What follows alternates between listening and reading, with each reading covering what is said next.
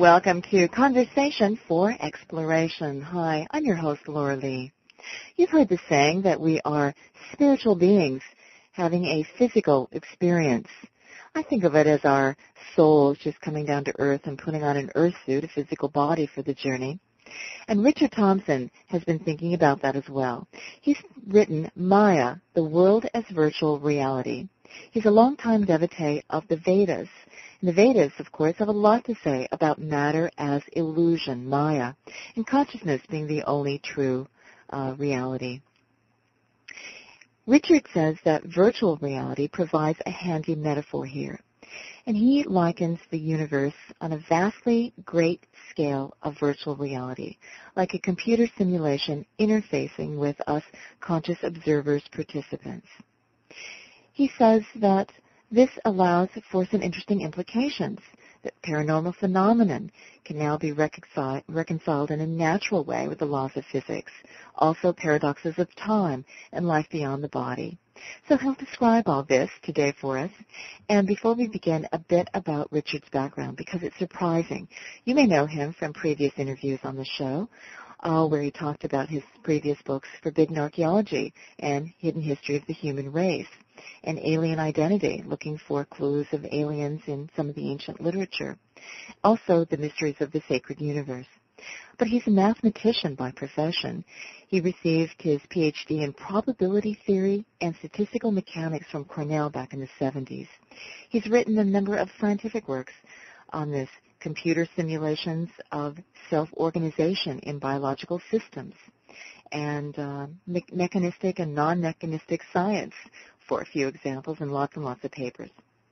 So he brings an interesting background to this, both from mathematics and from his longtime study of the wisdom of the Vedas. And Richard joins us from Florida. Thank you so much, Richard, for being here. Good to have you here. Well, thank you. So the world is virtual reality. So many of us have been saying that for a long time. I'm glad you finally put a body of science to argue the case. Why write this book? Well, I was intrigued by the whole idea of virtual reality.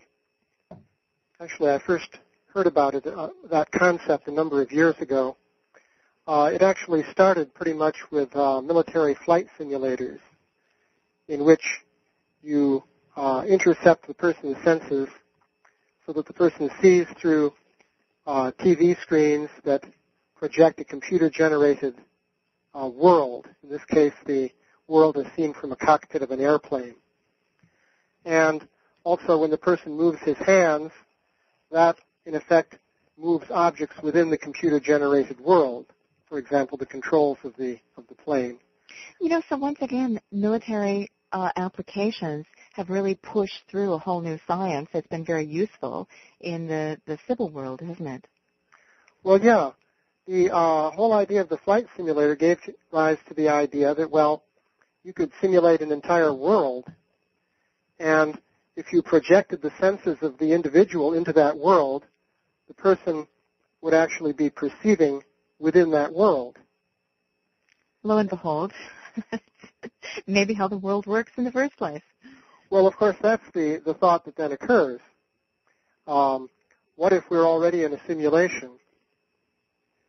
So, and that's why the movie The Matrix, I think, took us all by storm at last. Let's play on this idea. It doesn't have to be that the artificial machines captured us to make energy with. Maybe the whole world's just designed like that from the get-go. Yeah, right. So, yeah, The Matrix, of course, uses this idea, but there's further possibilities there. And we're going to explore those with you. So here's this idea of virtual reality, and then what do you do with it to try to really get underneath it, to put it not in the context of mere technology, but in terms of a cosmic reality? Well, the concept of virtual reality basically can be looked at from the standpoint of artificial intelligence and computers. People have been trying to figure out how to put consciousness and intelligence into a computer. And I think that has to be built into the computer by making it suitably complex and powerful. However, there's another way to put consciousness into a computer, and that is to take an existing consciousness and, as I say, by diverting the senses into a set of computer-generated senses, that consciousness actually experiences things within the computer. So that's another solution to the question of how to put consciousness into a computer. So basically you've got three elements. One is consciousness, which you're taking as something already existing. Then there's the computer itself, likewise something already existing, but we, of course, understand better how computers work. And then there's an interface between the two that links consciousness to the computer. So that's the basic concept of a virtual reality. Now, if you look at the matrix, you see sort of the obvious way of going about this, in which you assume, well, consciousness resides in brains, so we have to hook somebody's brain up with the master computer. And so in the matrix, you have the bodies in vats with wires going into them, plugging them into the computer system. So that, of course, is a somewhat awkward way to do it. And it's messy mainly because of the physical aspect of the brain. And we're doing that because we simply assume that consciousness is there in the brain.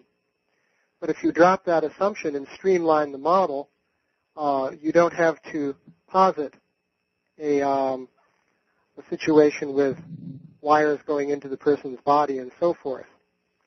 You can imagine consciousness, whatever that is, linking up through some kind of interface with a computer simulation. And then you can explore that idea. Do you think that the Stuart Hamroth's idea of the microtubules is still resting on the notion of wires? You know, microtubules long but infinitely small, but they're still kind of wires. Do you think that is necessary as an interface between the physical hardware, the body, the brain, the gray matter, and then consciousness? Or are you way beyond that into some other model of what the connection point between the two could be? Well, the idea is that there's an interface between consciousness and the virtual reality. Mm-hmm. Now, I say virtual reality just to give some background on that. Physics, as we understand it today, is saying that everything is mathematical. Basically, the laws of physics are mathematical. Or that everything can be reduced to a mathematical formula. Right. Everything can be completely described in terms of mathematics. That's basically the conclusion that has been arrived at in the science of physics. And it's a rather remarkable conclusion. Because? Because if you go back a little bit in the history of physics, you'll see that mathematics is used to describe physical reality, but one can assume that it's just a description. The physical reality is really quite different from the mathematics used to describe it. So you're saying this is a case of mistaking the map for the territory, as I say? Well, in the earlier stages of physics, one tended to think, well, the map is different from the territory. For example, if you use classical physics to describe a simple pendulum, well, the pendulum is really a very complex thing with millions and billions of molecules making it up. But the description of the pendulum just uses a few variables. It's a very much simplified description. Well, they also have the idea that all of matter is really just a vibration, and that vibration has a frequency, and that frequency is a number. Isn't that another way to get from matter to numbers? Well, yeah. That, of course, refers back to the idea of the Pythagoreans many, many centuries ago, that everything reduces to numbers and that this has something to do with frequencies. But the point I'm getting at here is that as physics has advanced, mathematics has penetrated more and more deeply into the understanding of nature. Mm-hmm. So now, basically, physicists do not propose any properties of nature or of matter which cannot be mathematically described. There's, so to speak, a complete correspondence between the mathematics and the thing that is being described. And so far as they say that as long as the math works in the equation, not really caring if their basic assumptions are all that correct or complete, they're willing to say there's 21 dimensions to the universe, and this, they can all spell it out mathematically as long as their equations work, right? Yeah, there's this idea of the universe as mathematical. Now, this opens up the door to a virtual reality description. Now, let me refer back to the thing you mentioned about the microtubules. Generally, people have explored the idea that there's some kind of interface between consciousness and matter, and that particular elements of matter, for example, microtubules in the brain, may have something to do with this interface. What the virtual reality model does is it gives you a more general framework for analyzing those kinds of ideas. Basically, the idea is that in a virtual reality, let's say you give a person a virtual body. So the body they're walking around in the virtual reality is also part of that virtual reality. Within that virtual body, there would also be a virtual brain, and perhaps also virtual microtubules and so forth. But because that whole thing is running in terms of software, it is possible to send information into it outside the computer and also get information from it and send that information outside the computer. So if we assume that the consciousness is outside, we can imagine a stream of information coming from consciousness into the virtual system and from the virtual system back out to consciousness. And on the side of the virtual system, we can model that using the computers. So that's sort of the practical usefulness of the idea here of virtual reality. And isn't it interesting that we would invent virtual reality just at the time when everything seems to be confirming that very ancient wisdom, and that we can start to rethink our whole concept of reality? Well, let me draw the parallel which exists here between this virtual reality model and the Vedic idea of Maya. Oh, please, yeah. Because basically, what I was saying thus far is basically an introduction to how one could think about consciousness versus the physical body in terms of a virtual reality model. It's really a very old idea, too. Yeah. Well, now there's a parallel to that.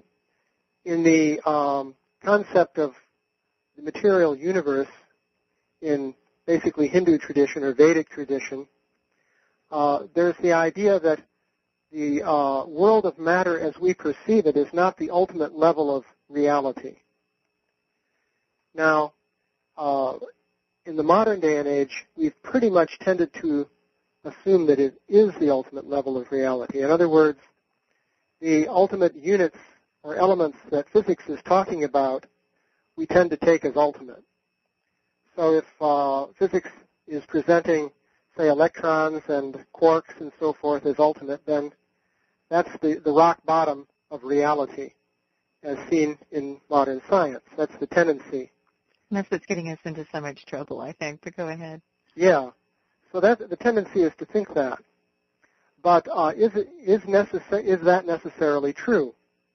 Well, in the Vedic concept, the idea is that the world as we see it is not the ultimate level of reality. In fact, the world as we see it is an illusion which is being created by a deeper level of reality. This concept of Maya has to be properly understood. Often it's presented simply as the idea of illusion, that things aren't real. They're just an illusion. But behind an illusion, there has to be a reality that creates that illusion. Good point. In fact, another meaning of Maya in the Sanskrit language is magic. the kind of magic produced by, say, a magician on a stage. The sleight of hand, the trickery. Yeah, sleight of hand, or maybe something really impressive like making a piano and a piano player float through the air. So let's say the magician waves his hands, and the grand piano and the person playing it float up into the air, and then the magician takes a big hoop and moves it over both of them to show you that there are no wires connected to them to hold them up. Something like that. So how is that done? Well, of course, we don't know exactly how it's done, but it's done with some kind of apparatus that is set up by the magician. And it requires a great deal of work and preparation in order to create such an illusion. So similarly, the idea is that Maya is an illusion that is created by a deeper level of reality, and this deeper level of reality is very powerful, basically. It is capable of generating this very elaborate illusion. Now, it's interesting, if you draw the analogy to computers again, nowadays we see so many movies with computer graphics, and people are even hoping to be able to make movies with digital actors in which there's no human actor in the movie. That's a lot of salaries, doesn't it? Yes. It's probably quite a challenge. Of course, it depends on how much effort is needed actually to make the digital actor realistic. Yeah, you're going to put all that money into special effects, but go ahead. Yeah. Well, at the present stage, people haven't been able to do it. Basically, it's too difficult. For example, that movie Final Fantasy. I saw that. That was pretty amazing. Yeah, but still not convincing. You weren't fooled, no. Yeah, you weren't fooled. You could see you're looking at a computer-generated entity. So a lot more work needs to be done. And that is exactly the point that I was getting at, namely that to make a really good illusion, you have to do a lot of work. So a really effective illusion requires an illusion-generating system that is quite sophisticated. So the idea is that Maya is like that. So the traditional concept in the Vedic literature is that Maya ultimately is a potency of the Supreme Being. Mm. And Maya is generating the illusion of this world. And is a testament, then, to the potency of the Supreme Being? Yes. So, in fact, it's interesting going back and forth between this virtual reality idea and the concept of Maya. They sort of complement one another. For example, looking at the virtual reality model, you could actually give a quantitative estimate of how powerful the computer would have to be to simulate the world as we know it. And that gives you an idea of how powerful Maya has to be. Off the scale, yeah. So, of course, I should emphasize that in comparing the world with a virtual reality, it's really a metaphor in the sense that I'm not saying that you can show that the world is literally based on a computer as we know computers. It's just a handy simile. Pardon me? It's just a handy simile. Yeah, it's a handy simile or metaphor to illustrate the idea.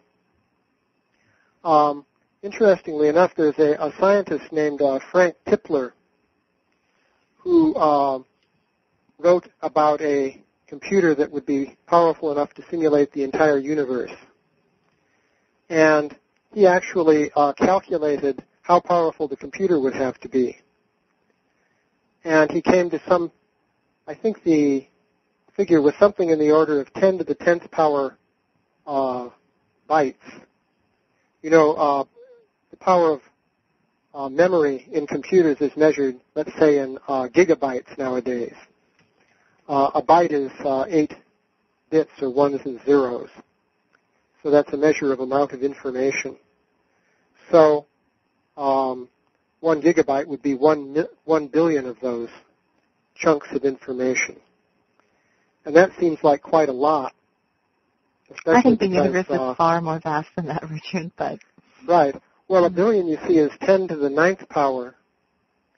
But now, Tipler's estimate of what you would need would be something in the order of 10 to the 10 to the 50th power. Oh, okay. So you can see how big that is. Basically, 10 to the 50th power would be 1 followed by 50 zeros. That's actually 10 billion multiplied together 5 times. And now you're taking 1 followed by that many zeros, because 10 to the 10 to the 50th is 1 followed by 10 to the 50th zeros. I kind of prefer the Vedic description of the immensity of the universe, where, all of this is just one sigh of Brahman, and it's just everything that we can imagine in terms of time and space, just one little sigh. Well, the concept there is the breathing of Mahavishnu. It's sort of useful sometimes to look at these numbers, because in descriptions involving theological concepts, frequently you hear the term unlimited. And it's sort of easy to say unlimited. But try to put some numbers to it, and then you really stretch your mind even a little further in your imagination. Your point is. Right. Yes, if you try and put some numbers to it, you see how big unlimited must be. Because, of course, 10 to the 10 to the 50th power is nothing compared to something that's unlimited. Mm-hmm. Interesting. So this is a very old idea do you think that the ancient Vedic sages would look at virtual reality and go, yeah, that's what we were talking about. That's a good metaphor. Well, perhaps so. One useful aspect of this whole idea is that it enables you to understand the interface between consciousness and matter in more detail. At least it provides a framework for looking at it. So the basic idea is that at one end you have consciousness, which we don't understand very well. Ultimately, to understand consciousness, the only way to do it would be to come to a higher platform of consciousness. Oh, I see. That makes sense. But on the other end, you have the physical phenomena, the world of matter, and you have a greater hope of understanding that. But what goes in between the two? That's this interface. And what I talked about a lot in the book is the idea that one can explain a lot of features of this interface in terms of the virtual reality model. At least it provides a basic framework for looking at these things. So that's where the whole question of the paranormal phenomena come in. Okay. How does this kind of framework then, or this model, begin to explain the paranormal? Well, one thing that you find is that some of the things that you have to add to the virtual reality model to make it realistic, at the same time enable you to explain some of the paranormal phenomena. Because you're adding other layers to the natural laws of the universe, of physics? Yes, you have to add some additional features. The first one that I looked at has to do with the whole question of how you could make a virtual reality that obeys the laws of physics. And basically, to give some background on that, one of the problems with explaining paranormal phenomena is that they don't seem to agree with the laws of physics. Mm-hmm. The law of quantum physics, yes, but not the law of Newtonian physics. Not even quantum physics. Oh, okay. At least it tends to appear that way. I really thought that on the surface of it, and you've dived a lot deeper than I have on this, but on the surface, non-locality and being in two places at the same time and going beyond the constructs of time and space, that's described by quantum physics, and that's what we experience in paranormal phenomena, at least in big brushstrokes.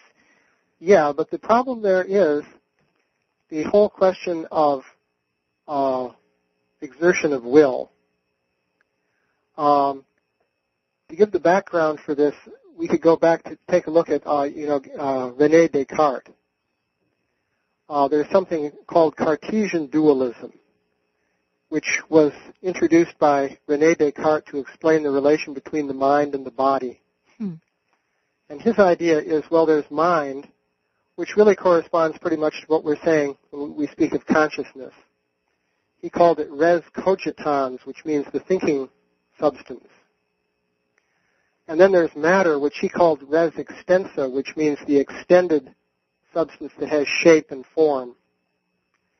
Now, he proposed that these two are quite different. And in fact, you can see they tend to be different because matter has shape, it has qualities like mass or electric charge and so on. Whereas consciousness, there are features such as awareness, feeling, emotion, and things of that nature. So how do you connect the two? Well, René Descartes said that, well, the res cogitans influences the behavior of matter, and the behavior of matter in turn exerts an influence on the res cogitans. So there's a back and forth communication between the two. Symbiotic relationship. Okay. Yeah, and so the idea is that the effect of matter on the thinking substance accounts for perception. You're able to see what matter is doing because matter is exerting an influence on the thinking substance, which is what you are. And then the influence of the thinking substance on matter corresponds to will. So if you will to move your hand, then it moves. So the idea is, well, the will originates in the thinking side of things, and the influence is exerted then ultimately on the body. And in fact, René Descartes had the idea that the pineal gland in the brain is the center where this interaction takes place. Interesting. So the problem is that idea has been pretty much rejected by scientists because there's no way that they know of that the physical behavior of matter could be influenced by this proposed thinking substance. Right, but it's interesting he chose the pineal gland, which is, in esoteric circles, a very important gland that we have in the center of the soul. And also, modern science has demonstrated that our intent can have an influence on matter with all of the demonstrations of the efficacy of prayer and also those random particle generators and all that seem to respond to human thought. So science may be changing its tune there. We're talking with Richard Thompson, and his new book, Maya, The World as Virtual Reality, is, as Bertold Schwartz says, a wake-up call for all who are curious about where they come from. We're all curious about that. Richard will continue giving us some background to marry the ancient wisdom of the Vedas with what modern science can say about this, and looking at the implications of an expanded view of the laws of physics and natural and paranormal phenomenon.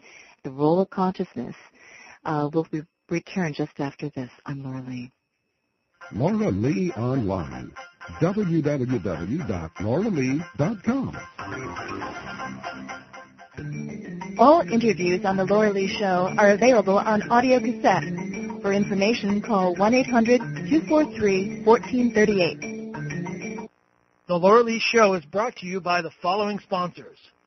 Udo's Choice Wholesome Fast Food Blend. Udo's Choice Wholesome Fast Food Blend contains 50 phytonutrient-rich whole foods, whole food concentrates, vegetables, herbs, providing protein, essential fats, minerals, vitamins, and fiber, along with enzymes for ready digestibility. Add to vegetable juice, oatmeal, porridge, yogurt, applesauce, or soups, and can be sprinkled on virtually any food.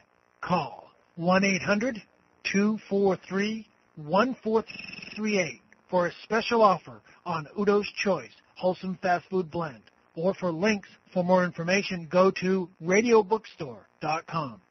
Did you know enzymes are needed for each and every of the millions of biochemical reactions in our body?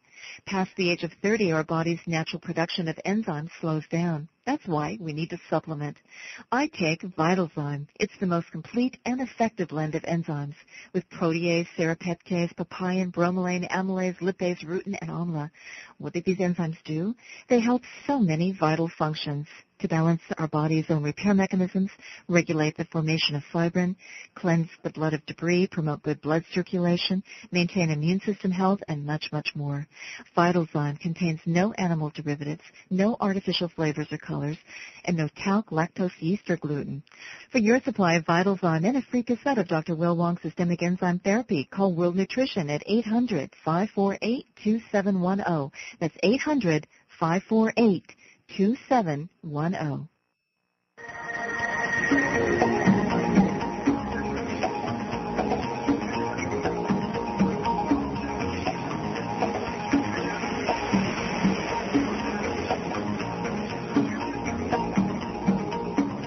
Let's continue our conversation with Richard Thompson. His newest book, Maya, The World as Virtual Reality.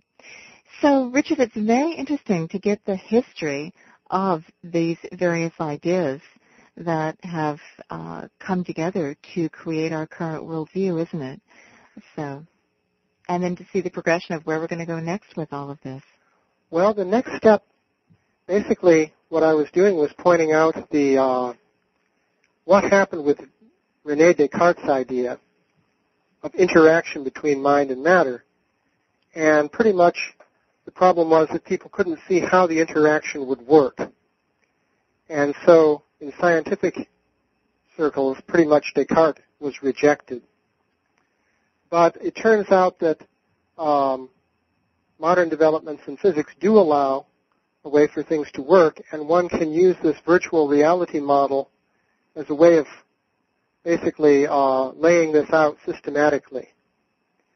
And the key to it has to do with the fact that the laws of physics, it would appear, allow for the course of events that occur, that is, the course of events unfolding according to the laws of physics, to take different courses.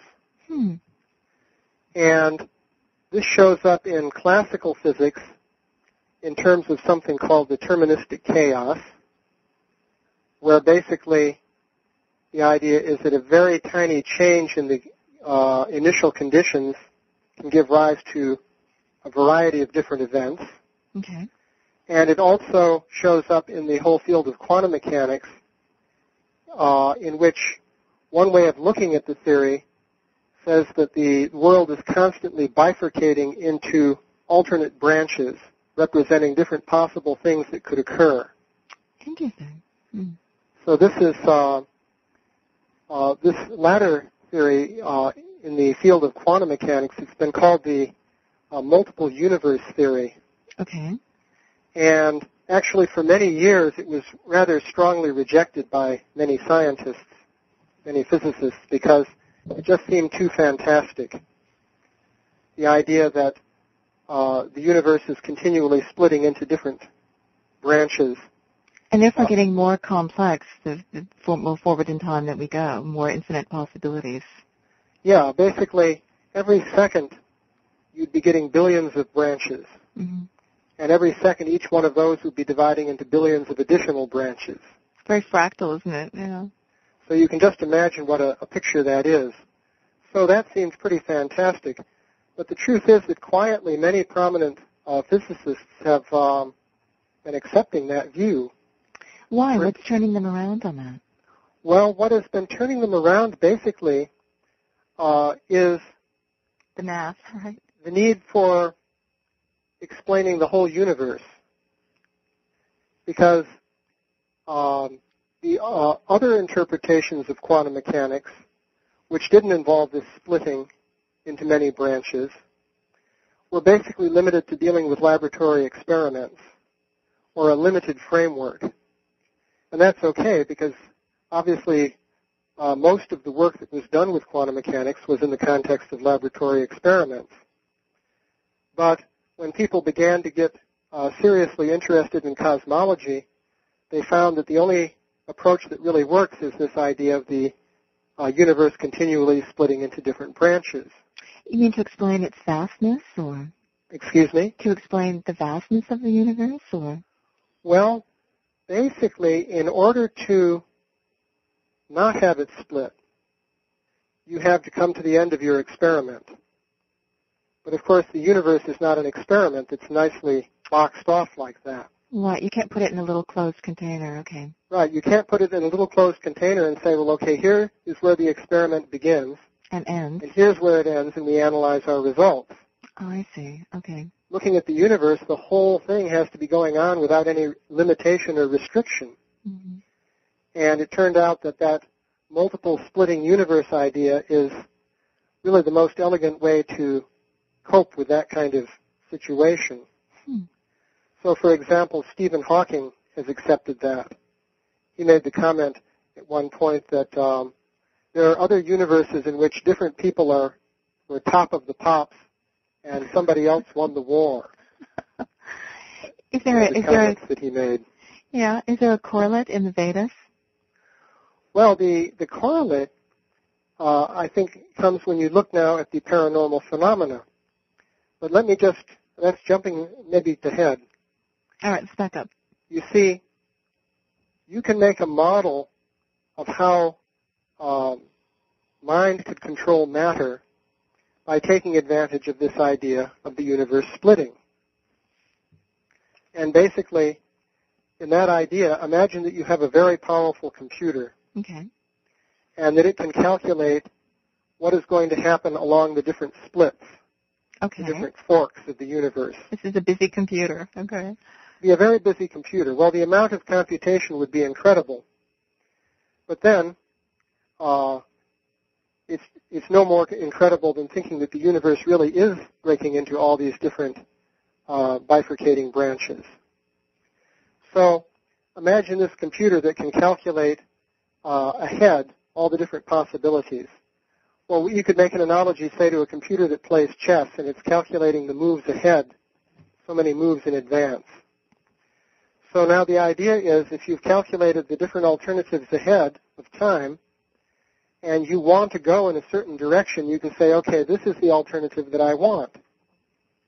So you can drop all the others from your computations and follow that one. Branch leads me there. Mm-hmm. Okay. Pardon me? And you can say which branch leads me there. Yeah. Once you have a glimpse of the future by calculating these different branches, and you see the one that you want to take, then you take that one and you ignore all the others. So your intent and your will, at least for your own experience, put you on one path or the other. And if we're going to have future cognition or all the time bending that paranormal experiences afford us, then this must be some way in which the universe works in order for us to know future, to know ahead? Well, basically, the idea is that the concept of picking the branches that you're computing ahead of time explains the mind-body problem. In other words, provides a solution. Because that is how the will could then exert itself on the developing course of events in nature, and it wouldn't be violating the laws of physics. Okay. Because the laws of physics is giving you all these branches, and you're just choosing the one you want to follow. But now, as soon as you introduce that, you immediately have an explanation for quite a number of these paranormal phenomena. For example, many of them seem to involve systems which have this tendency to bifurcate in different directions. One example would be these random number experiments. I don't know, maybe you've discussed these before in different... Yes, I'd like to hear your full explanation of them. Yeah. Well, in a way, the one that is clearest from a conceptual standpoint is there's something called the random mechanical cascade, which you'll find at Princeton University in the engineering department there. There's a group of scientists there who have made studies of paranormal phenomena, headed by Robert John, who was the head of the Department of Engineering at Princeton for some time. But anyway, this random mechanical cascade consists of an arrangement of pegs and bins. And the idea is that a lot of little plastic balls fall through a slot on the top, bounce against the pegs, and fall into the bins. And they would tend to form what is called a normal distribution, or a bell-shaped curve, just by randomly sorting themselves out as they fall into the different bins. So the interesting thing about it is that if a person watches this and wills the balls to fall a bit more to the left, let's say, then it is found statistically that there is a measurable effect. In other words, the person seems to be able to influence the balls so that they fall more toward the left. A tiny bit, but it's measurable tiny bit, isn't it?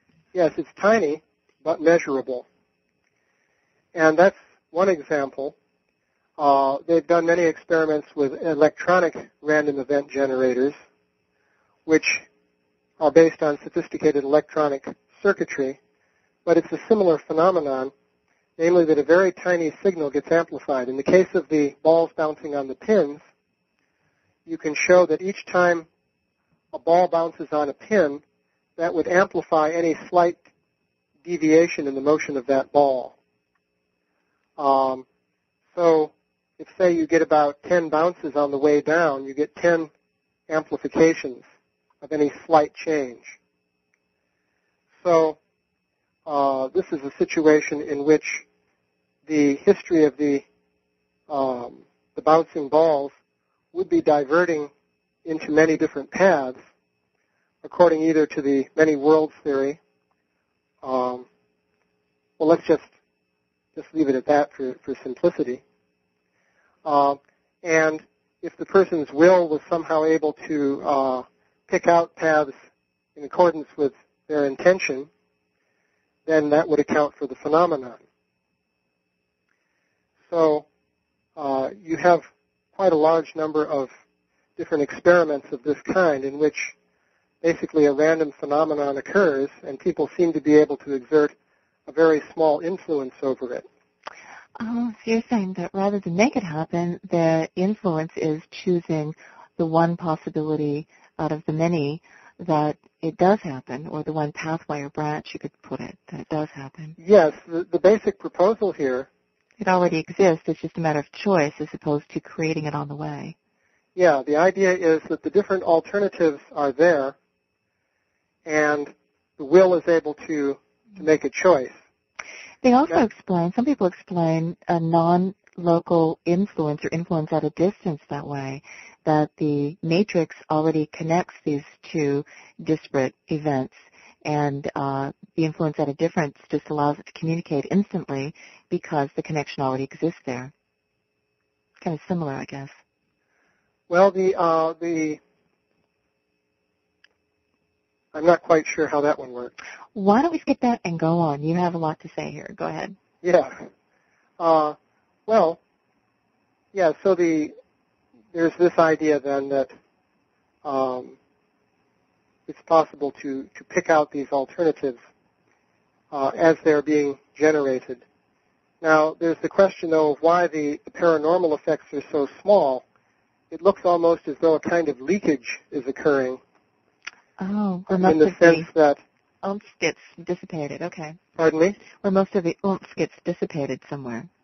Yeah. Well, the concept that I would sort of propose here is we have this interface between consciousness and the material system, and this method of picking the alternatives as they're being generated is the means by which one makes choices guiding the action of the body, let's say. So that when you choose to move your arm, basically this is the kind of thing that is happening. It is a matter of amplification of very small changes involving bifurcating systems. Okay. But the idea then is that normally this would not presumably have an effect on things outside your body. It would be set up in such a way as just to control the bodily mechanisms. But if it does exert some influence outside, that's a sort of leakage of the effect outside, so that it can also influence cascading balls hitting pins, or the action of the random event generators and so forth. Like a river flowing into many tributaries or something. Yeah, sort of the main flow of the river would be involved with the normal action of the body according to individual will, but you might have some little side branches which would correspond to these different paranormal phenomena. Okay. Now, interestingly enough, there are further phenomena that also tie in with this. For example, there's the whole topic of precognition. This has come up, for example, in connection with remote viewing experiments. In a typical experiment there, what happens is that you have two people, a target person and a perceiver. And the idea is the perceiver stays back in a room. The target person is sent out to some randomly chosen location to look at what is there. And the person back in the room is supposed to describe what the target person is seeing. That's the usual setup. And it's found that the person in the room can very often do that with remarkable accuracy. So, let's say the target person goes out to a place where there's a radio telescope. This was one example. I like that one in your book. It's just, you would never expect that. I mean, you have to. This is not a guess, this one. Yeah. Yeah, the person, the target person went to where a radio telescope was being inaugurated, actually. And the person in the room said, well, I see the person standing next to a big bowl. Or inside a big bowl. Inside a big bowl. And some comment like, if it were soup with dumplings, he'd be the size of a dumpling. Something like that. Good description, yeah.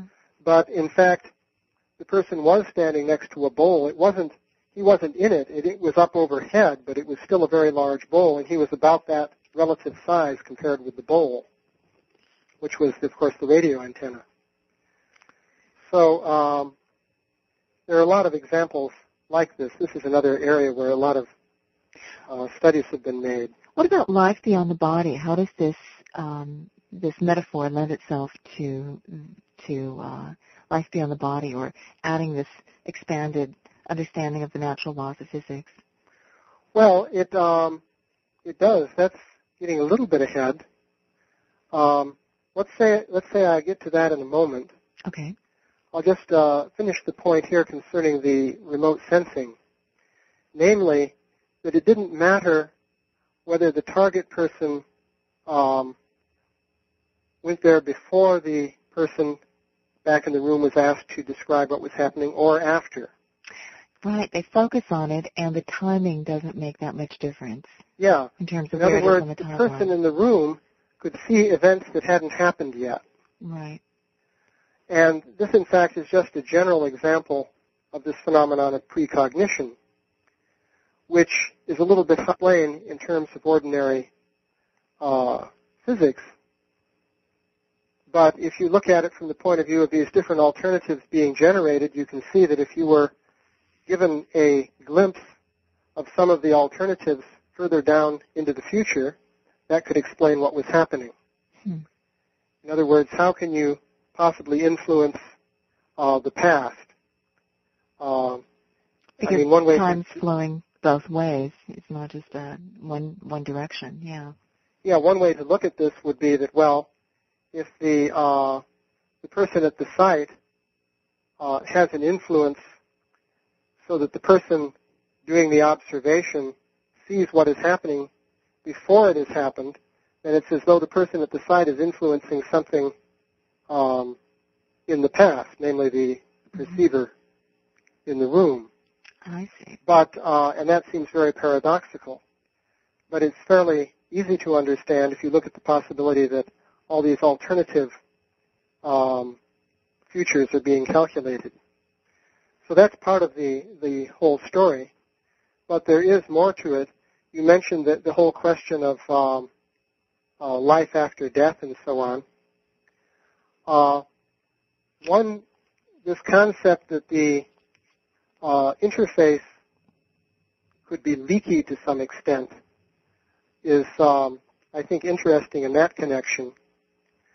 And that is shown, for example, by some of the accounts of the near-death experiences. Or also that the soul in some conditions can exist outside the body, or it can inhabit a different type of body, an etheric body or whatever else all the metaphysicians call it, something less dense. So, yes, well, that is of course a basic assumption of the model, because the idea is that consciousness is linked to the virtual body by some kind of interface. Now, if that is the case, then the interface could be shifted and connected, let's say, to a different virtual body. Or that the same consciousness could be tethered to many different bodies in layers, like those nesting eggshells. That's also possible. There are lots of possibilities there. Of course, the concept that the conscious entity could ultimately become completely free from the virtual reality is also something that could be considered, because the whole idea there is that just like if a person is linked up to a virtual reality, he could come out of it, take off the interface equipment, and then he would be outside that virtual reality altogether. Or the possibility that he could become connected to a different virtual world within the virtual reality. Right. The idea of different parallel worlds of different kinds is also a possibility there. Right. Wear an Earth suit for Earth and wear a different suit for a different planet, or a different dimension, yeah. Boy. So, this is fun stuff, and I'm sure that the science fiction stories of the future will take all of this into account. Lots of playing with the timeline that we've seen of late in those stories. So, you've gone very quiet, Richard. Yeah. I'm trying to follow your lead. Go ahead. Okay. Well, I was going to mention this, the whole question of, for example, the near-death experiences. Basically there what you find is that the person's normal senses shut down due to some, say, medical crisis, for example, a heart attack, which would cause lack of oxygen to the brain. So, and people report having different kinds of experiences, including being able to observe, for example, what is happening when the doctors are resuscitating them and so forth. So basically, if you have this interface connecting consciousness with the physical body, there could be various levels or stages in the processing or transmission of information through that interface.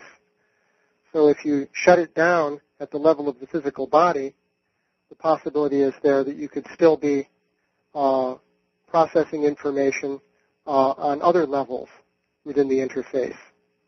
So the person could still be seeing and perceiving things even though the gross physical body was shut down. So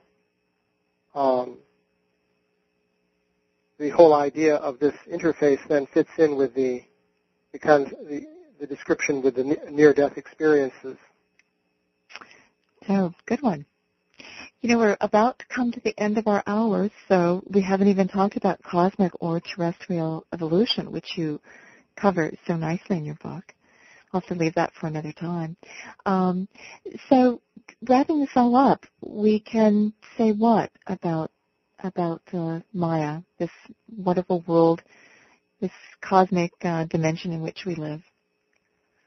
Well, I think the basic conclusion that you can come to from this kind of study is that the concept of virtual reality provides a framework in which many different phenomena that people have discussed and wrestled with for many years can be fit together in a systematic way. And this is helpful for clarifying our understanding of these things. Now, do you think that science will ever fully embrace the idea of consciousness, that it's just inevitable, and that these same sorts of experiments, as the machinery gets more and more subtle, will be able to detect it, and finally they'll put consciousness in its rightful place as not just a, this is what happens when the brain gets complex enough or artificial intelligence gets complex enough, but really it's the basis of reality?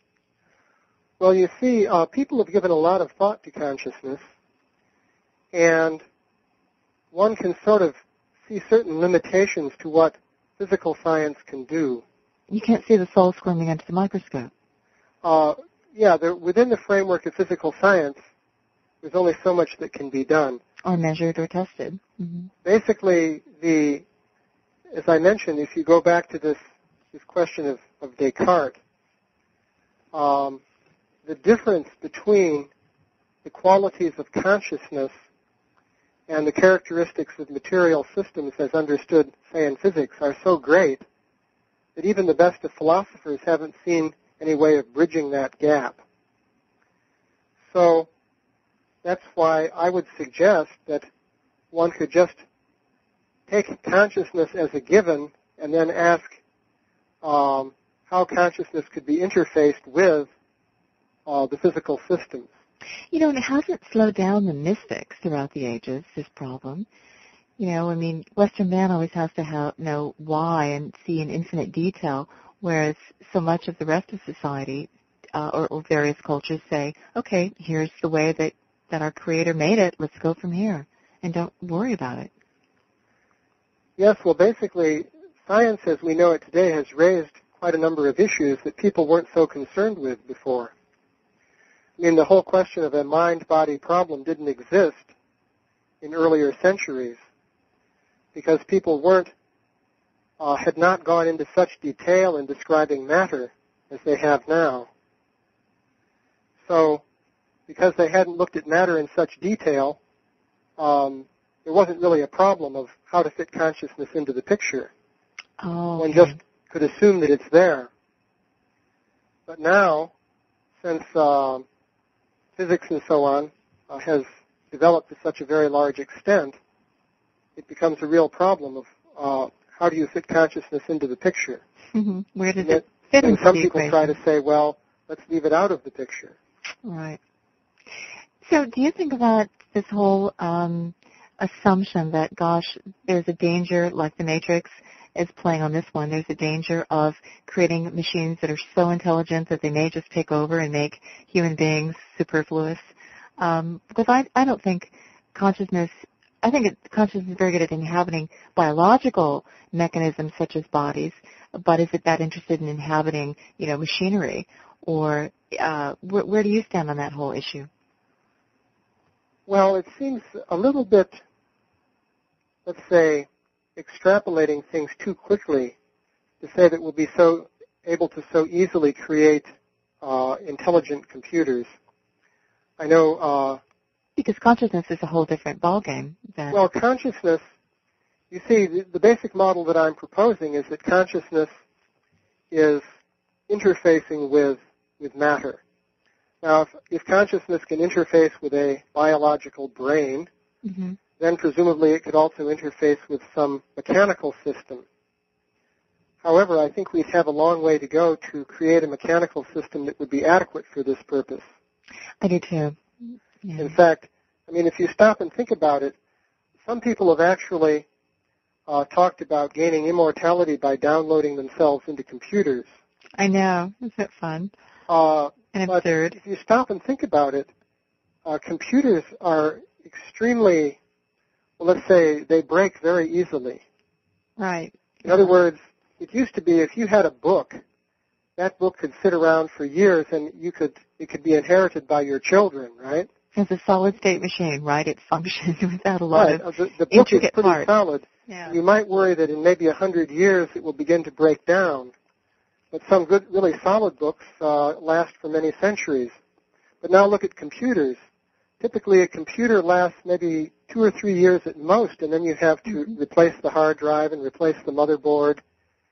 And the only way you can keep a given computer going is by continually making major replacements. and upgrades as well. Well, I also think that those are the ultimate materialists, people who are so concerned about gaining immortality in a mechanistic way or freezing themselves when science can revive them. Yeah, I think that God our Creator already has that under control. You do have an eternal soul. You are going to live forever. You just want to change different bodies for different purposes.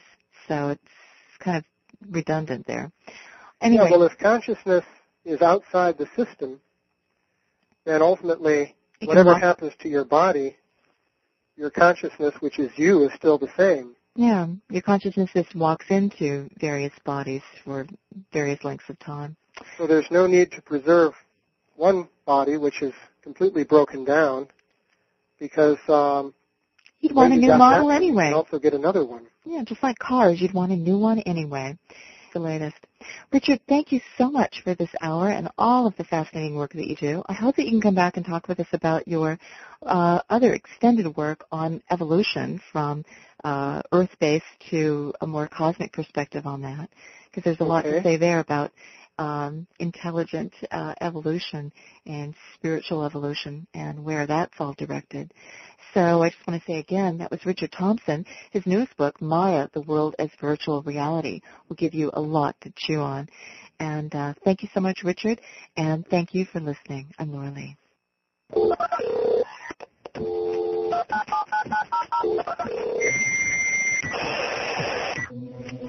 Laura Lee Online. www.lauralee.com.